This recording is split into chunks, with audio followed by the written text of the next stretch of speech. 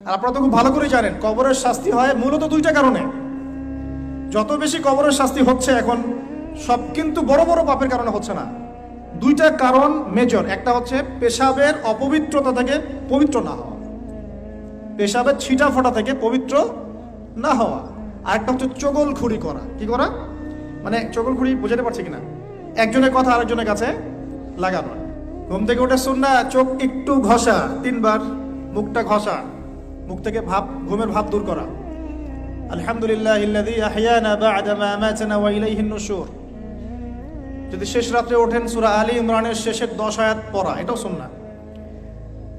তারপরে ইস্তিনজা যাই আমরা, ইস্তিনজায় গিয়ে আগে 2 হাত কবজি পর্যন্ত ধুয়ে ফেলতে হয়, নাকে 3 বার পানি দিতে হয়, কারণ শয়তান নাকের ভিতর রাত কাটায়।